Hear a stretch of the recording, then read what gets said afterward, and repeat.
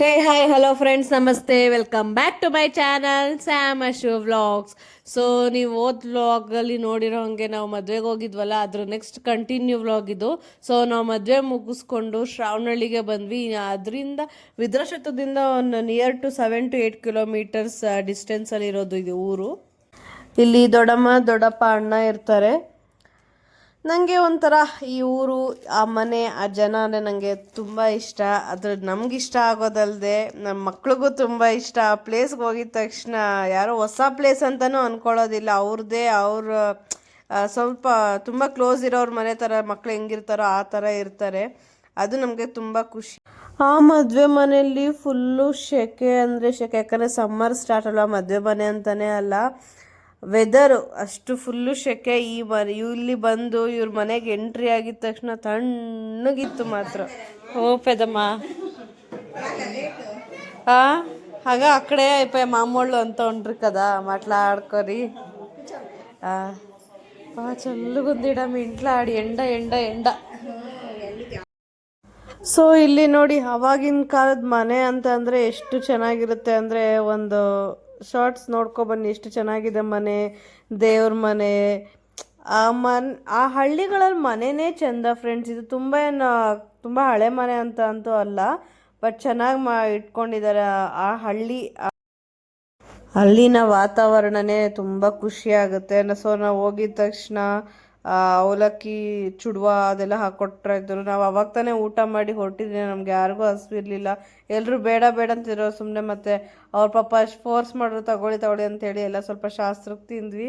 ಮತ್ತು ಸ್ವಲ್ಪ ಸ್ವಲ್ಪ ಹೊತ್ತು ಕೂತ್ಕೊಂಡೆಲ್ಲ ಮಾತಾಡ್ಕೊಂಡ್ವಿ. ಮತ್ತು ಟಿಫನ್ ಮಾಡ್ತೀನಿ ಇರ್ರಿ ಇಲ್ಲೇ ಅಂತ ಅಂದರು. ಮತ್ತು ನಮಗೆಲ್ಲ ಹೊಟ್ಟೆ ಫುಲ್ ಆಗಿರೋದ್ರಿಂದ ನಾವು ಇರಲಿಲ್ಲ. ಸೊ ಆಮೇಲೆ ಅಲ್ಲಿ ಮತ್ತೆ ಅವ್ರ ಮಕ್ಕಳು ಮದುವೆ ಸಿಡಿ ಹಾಕಿದ್ರು. ಅದು ಅವಾಗ ನಾನು 3 years ಇದ್ದೆ.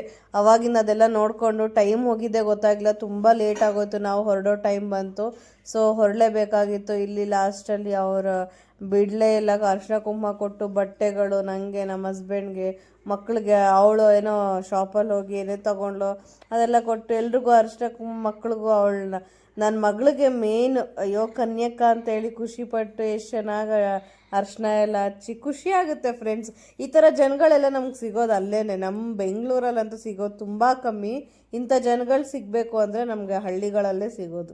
ನಮ್ಮ ಮಮ್ಮಿ ಡ್ಯಾಡಿ ಅಂತೂ ಬಿಲ್ಕುಲ್ ನೀವು ಬಟ್ಟೆ ಅವೆಲ್ಲ ಇಟ್ಕೊಳ್ಳೇ ಬಿಡಿ, ನಾವು ದೂರ ಬರ ಇರೋದ್ರಿಂದ ಈ ಕಡೆ ಸೈಡ್ ಬಂದಾಗ ಖುಷಿಯಿಂದ ಪ್ರೀತಿಯಿಂದ ಮಾತಾಡ್ಸ್ಕೊಂಡು ಹೋಗ್ತೀವಿ, ಇವೆಲ್ಲ ಯಾಕೆ ಇಟ್ಕೊತೀರಾ ಅಂತ ನಮ್ಮಮ್ಮ.